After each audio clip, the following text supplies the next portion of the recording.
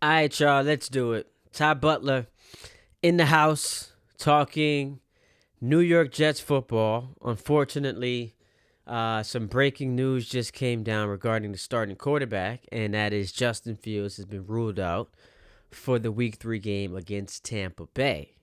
And he is undergoing a series of tests as he looks to come out of concussion protocol, but him being ruled out on Wednesday suggests that maybe he's a ways away, but obviously, I'm not a doctor. I don't want to speculate. So Justin Fields, wishing him a speedy recovery. Now we're on to week 3. And here's the thing, man. What's so frustrating about the last 2 weeks is you saw what Justin Fields can look like, and what a lot of us in doing our preview of this season thought to ourselves, likely not going to be the starting quarterback of this team going forward. He's likely not the franchise guy, but when you see flashes like you did in week 1, you are encouraged by it. Like, your knee-jerk reaction is to say, all right, new coaching staff, a team that believes in him, here we go. And then last week, he literally has the worst start of his career. So, look, in fairness to him, nothing went well for the Jets. They were outcoached. They were outplayed on both lines. And it was a disaster from start to finish. But first drive of the game, Garrett Wilson wide open on the third down. He completely misses him, and that kind of set the tone for the rest of the game for the Jets. Here's the question, though. Couple questions, actually. Is this a significant downgrade? When you go from Fields to Tyrod Taylor, how much of that is a downgrade? Because I'm old enough to remember all the Jet fans last year, there were a couple of them who said, hey, Rodgers stinks, can't throw the ball down the field. Why not just go to Tyrod Taylor? I thought it was ridiculous. Like, it was bizarre to me that was the take, but you have your wish. There were some people who said, let Tyrod be your starting quarterback coming into the season. Now, Tyrod hasn't started since 2023 when he was a member of the New York Giants. He saw some relief duty last year for the Jets, some mop-up duty, of course. But, I mean, he is what he is. There's a reason why he's a backup quarterback. This is not like, an injection of excitement, because he's an older guy, injury-prone, and we know what he is. You'll see some flashes of being able to run and, control an offense. But, man, he has a clear ceiling that I don't think is good enough for the Jets to win football games. But here's where it becomes really interesting. And I get this is a similar exercise to what we did last week. Tampa Bay's coming off of an emotional, thrilling victory in Houston over the Texans. Baker Mayfield, 4th down, escapes the pocket.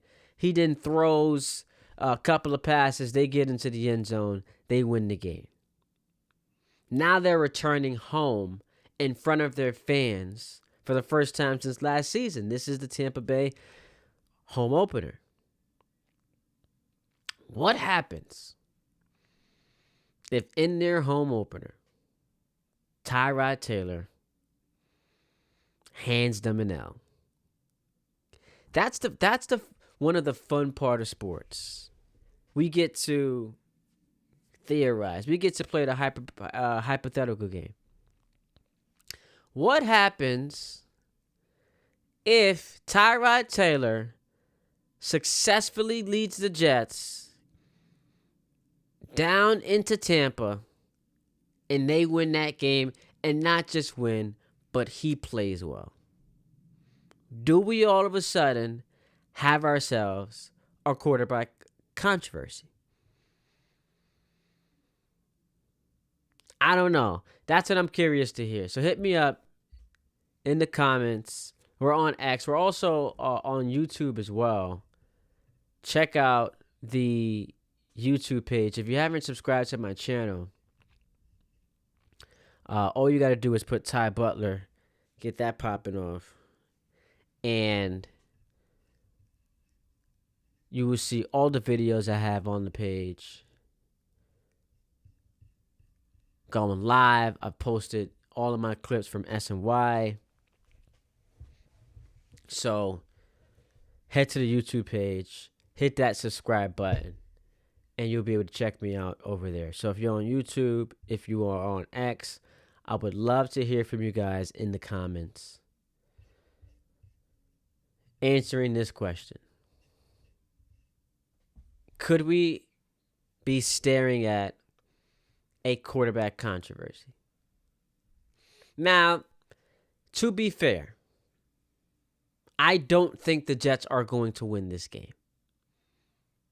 It is hard for me to come on here confident in this team based on what I just saw last Sunday.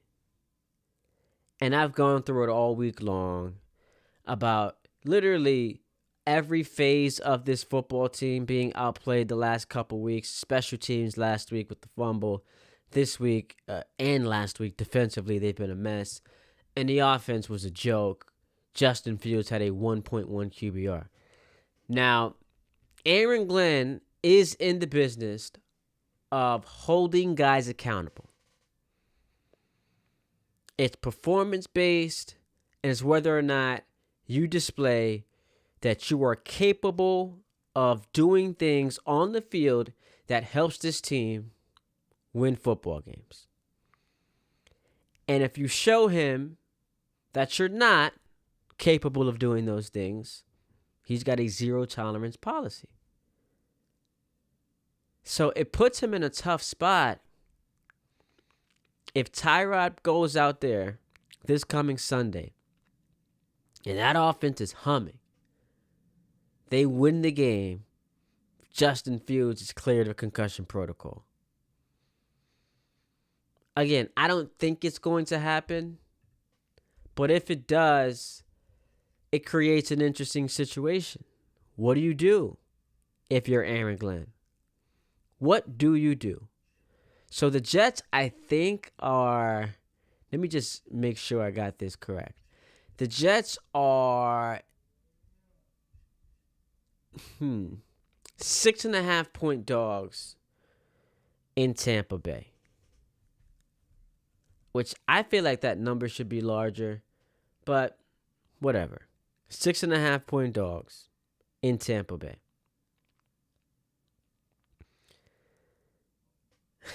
Man, they pulled the upset.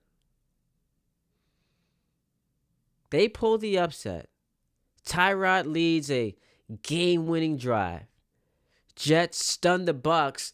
Then they're going to Miami, so they can stay in Florida. Because next Monday night, they'll play the Dolphins, which ends up being a winnable game. So now you've got a chance to go from 0-2.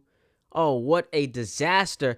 I've already seen some Jet fans on Twitter like, yo, Darren Muji, get the stepping because of some of the moves he's made. Brandon Stevens, and, how do you not address the safeties? And, look at that wide receiver room and just a list of things that they feel was a dereliction of duty on his part.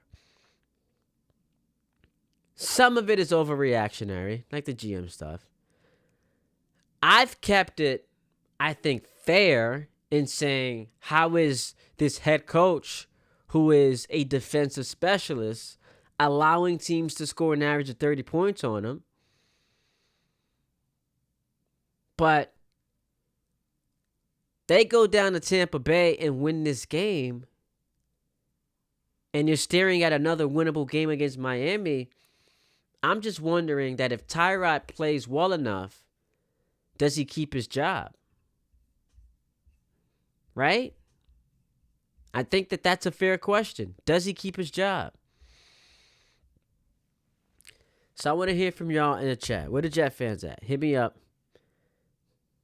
Do you think he keeps his job?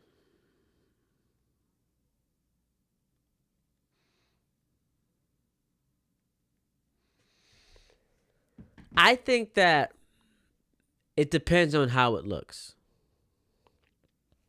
If the Jets win 13-10, defense forces a couple turnovers, I don't know how you justify benching a quarterback that you gave a 2-year, $40 million deal to. And that's a big part of this. A lot of people I've heard get this part wrong when they say, hey, man, it's not like you really believed in him anyway, so it doesn't matter what Fields does this season. If he plays great, cool. If he doesn't, you'll be bad enough to where you can draft a quarterback. And I say pump the brakes on that just a bit.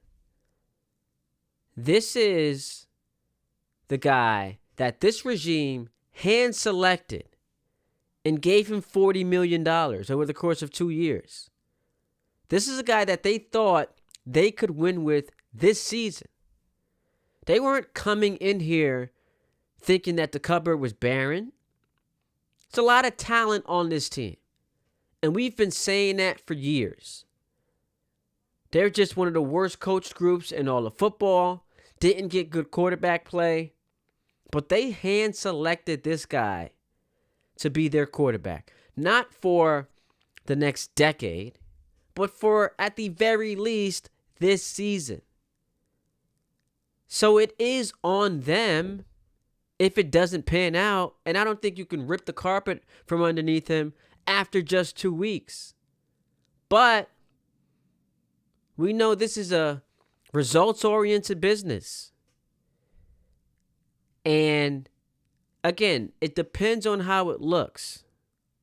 So we're going to paint a picture just so we make it a little bit more interesting, right? Just because this is what we like to do in the media. If Tyrod and the Jets 31-27 win this game, what happens in week 4? If he's out there slinging that thing, that's all I want to know. What happens in week 4? I don't think Justin Fields should lose his job based on one bad performance.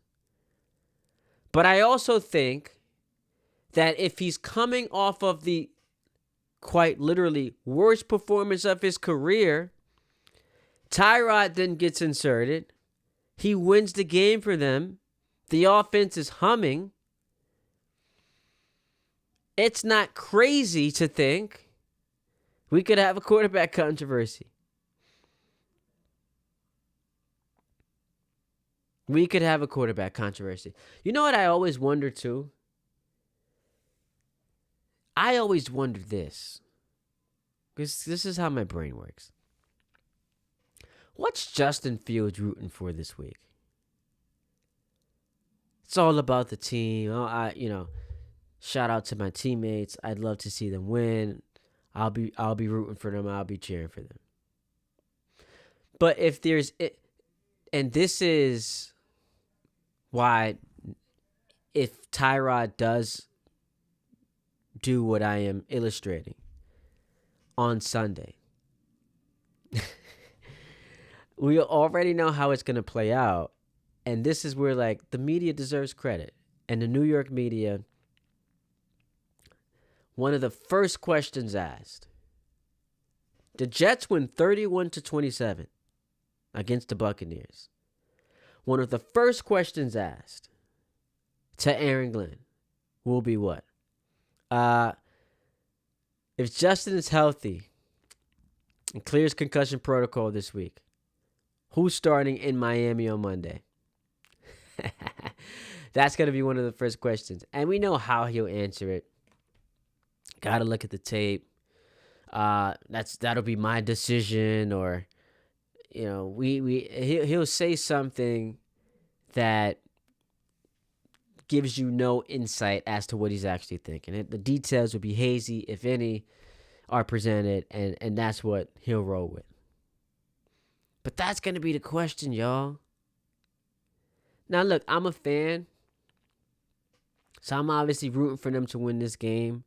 I don't care who the quarterback is. It'd be great to see them finally get in the win column, which they should have gotten week 1 against Pittsburgh, especially with how we saw the Steelers look last week against the Seahawks. I mean, you lost to them. Pittsburgh should have won that game, but a couple turnovers did them in. Like, that's the team you lost to. If you are someone who roots for peak chaos, and you're like, yo, I just want to see shenanigans unfold, what you got to be rooting for this week is for the Jets to beat the Bucs and for Tyrod to be spectacular. That's what you got to be rooting for. Let's hit up the chat at cello_1030. Go back to Fields, but he will be on an ultra tight leash. I guess you do that. But when you say tight leash, what do you mean by that? What do you mean by tight leash? Do you mean he gets a game? Because then that's also unfair. The dude's coming back from a concussion injury. So would it be fair to have him start one game and then yank him if he doesn't play well? If Tyrod is really good in this game, the Jets come away with the victory, I don't know, man. I'll be honest. I'm conflicted. I like to come into these with answers and having conviction one way or the other, because I think one of my better traits, and not to be self-aggrandizing, is my ability to debate. So I want to be on one side and not allow you to back me off that side. I'll listen. I'll analyze, interpret what you're saying. But to keep it a buck, once I've arrived at my answer, it's going to be hard to push me off of it. You could call it stubborn, call it what you want. But for the purposes of this conversation, honestly, I have not arrived at an answer yet. I think you got to ask me Sunday afternoon, once the game's over. Once the game's over, then you can ask me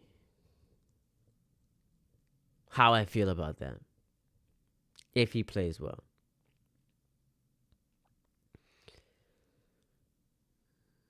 Man, I don't know, because people say, well, it's a good problem to have. I don't know that all problems are good problems to have. What I do know is that the Jets desperately need to win a game. And if they go on the road, and that's another part of this too. Tampa's 2-0. There are some national television shows actually discussing if the Buccaneers are a Super Bowl contender. So a team that some are saying could win the Super Bowl is now a 6.5 point favorite at home against the New York Jets, who are 0-2 coming into their building. And Tyrod marches up in there and helps the Jets win the game. Now, here's the thing. The game plan doesn't change much. The identity of this team doesn't change much.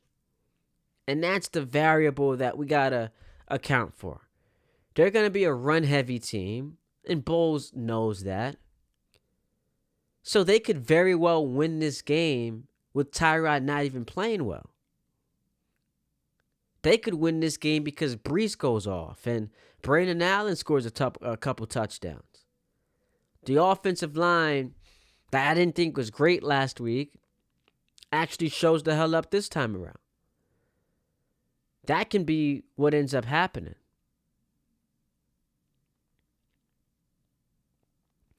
But all I'm saying is, just because we like to spice things up and make it interesting, if Tyrod is awesome, if he's awesome, and the Jets win, what do you do for week 4?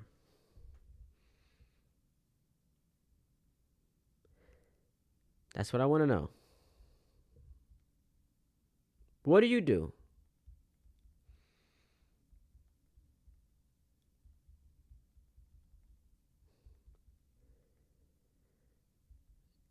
He's awesome. The Jets win, and Fields is cleared.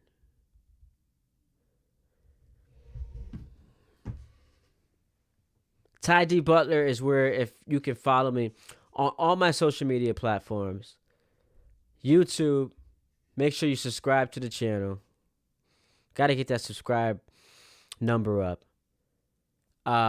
We're here on X if you're in the chat, like my man Jose ATX pulled up on me. Appreciate you, dog.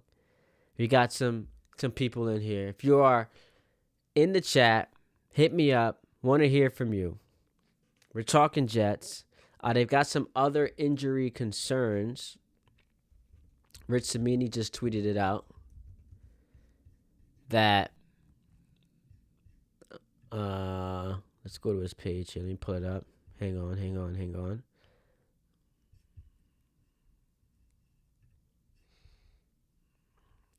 Says no sign of Jermaine Johnson, who's dealing with that ankle injury.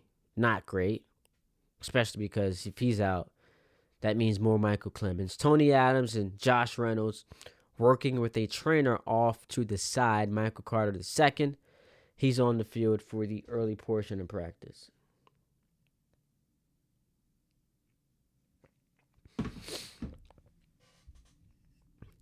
The coach's job is to play whoever gives you the best chance to win.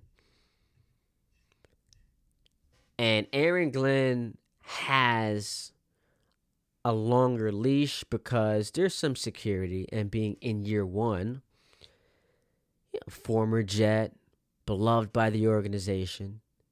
So as far as like there being intense pressure on him to win games, it's not as, the seat isn't as hot as, let's say, Brian Dable.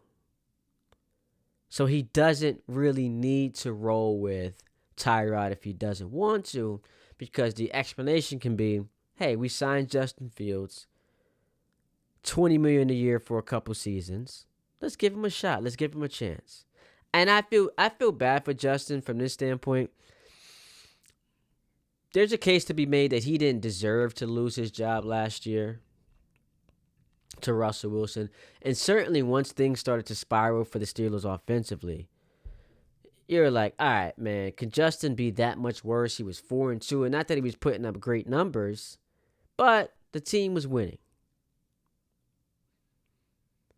Now he's on a Jet squad that it's a better situation for him because he's got some security. It's a tough one because he's coming off of an abominable game. So we got to see. And I guess, how much does it really matter since Tyrod at some point is going to get hurt anyway? He was hurt during the preseason. He was hurt during training camp. So maybe it doesn't end up mattering who starts week 4, because if it's Tyrod, we can say this with 100% certainty, he's not going to make it through an entire season. So then Justin Fields gets his job back, but then that's awkward because he's got playing in his mind, y'all didn't want me. Y'all wanted me initially, but the first sign of adversity, you guys gave up on me. That's what makes being a head coach so difficult. Because you've got to make decisions based on what's in the best interest of the other 52 guys in that locker room. That's what you really have to do.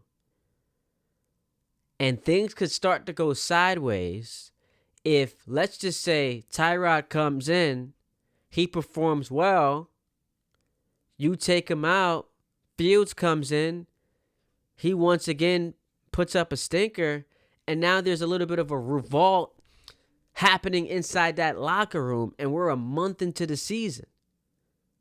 Now that's the worst. That's playing out the worst case scenario. But these guys understand how short their careers are. It's a short shelf life. We're trying to win. We're not trying to pacify folks. You're trying to win football games.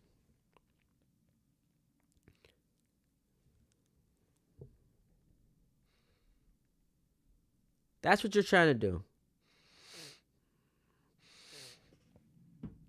So it's a very tough decision to make. It's a very tough decision to make, but I guess it's also one of the reasons Woody Johnson was confident in bringing this guy Aaron Glenn in, because he felt confident that he had the personality, the resolve, and the general makeup that when stuff like this occurred, he is, because of the respect he commands in that room, the cachet that he has, he can make controversial decisions and his team still go out there and fight for him. Now, ultimately, again, it is a results-oriented business. It is going to be predicated on the amount of success that you have within this organization. Because you get to a point, you're 1-9, 1-10. There's not too much care in the world for what your resume says, especially if you're not Andy Reid or Bill Belichick, or I'll throw Nick Sirianni into that equation, because the dude, all he does is win. And this is Aaron Glenn's first stop as a head coach.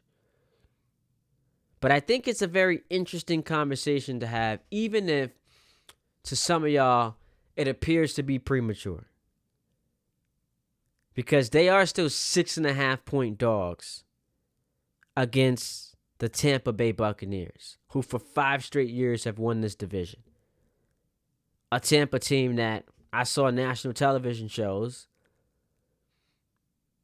questioning whether they could see them win the Super Bowl. Like, are they a contender? If you believe the Bucs are a contender, then you don't think, regardless of who starts for the Jets, they're going to win this game. But we have seen upsets occur in the NFL. How did that happen? How in the world did that take place? Did anybody see that coming? Those types of games happen pretty frequently. Or maybe the Jets are just bad, right? They're just top 3 pick, that level of bad. I saw Jake Browning beat the Jags last week. I don't know. Crazier things have happened.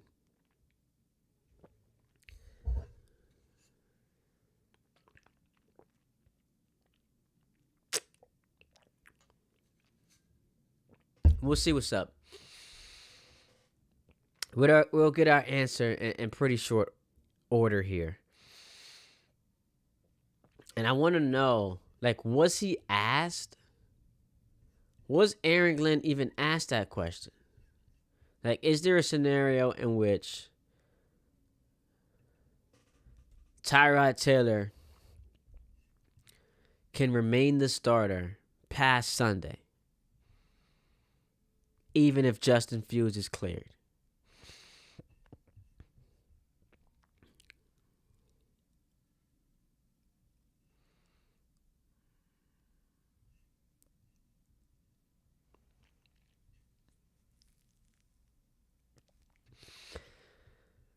We'll see.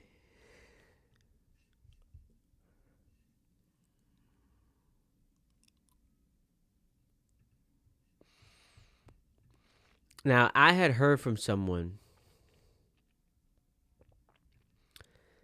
that there were players on the Jet offense who felt like Tyrod was the better quarterback during training camp. I heard that from someone.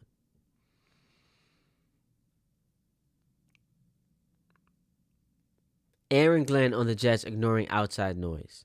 This is according to Zach Rosenblatt. There's going to be so much outside noise that have no idea, or from people that have no idea what's going on inside. A lot of these people haven't even played it down. So you can't focus on that. We have to focus on what we're trying to do. We're locking arms and making sure we're keeping everything inside and not letting anyone affect what we're trying to do.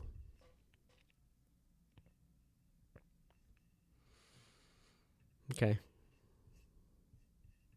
So that is the message that he is going to continue to preach. And look, I obviously don't mind that. I do feel like outside noise can become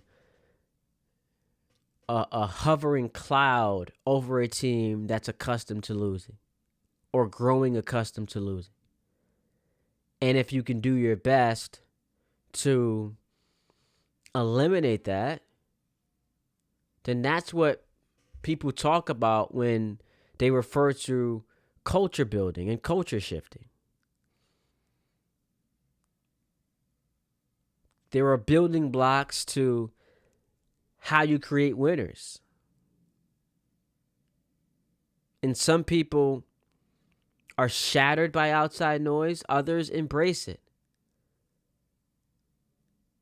But that's why it's on this regime to figure out what works best within that locker room, and you bring in players who contribute to building the identity of this football team, and ultimately, in an ideal world, that leads to wins.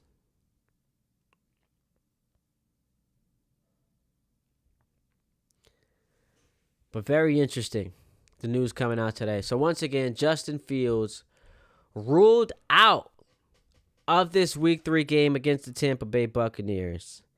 And now, in comes Tyrod Taylor.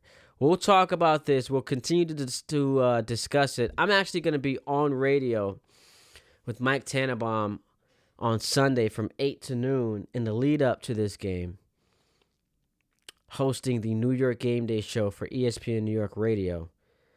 So tune into that. I typically do my YouTube show that people have enjoyed on Sundays at 9 a.m.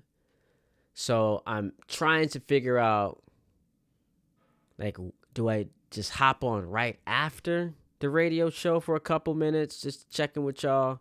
You guys obviously should tune into the radio show, but I want to put some content up here on social media, on X and on and on YouTube.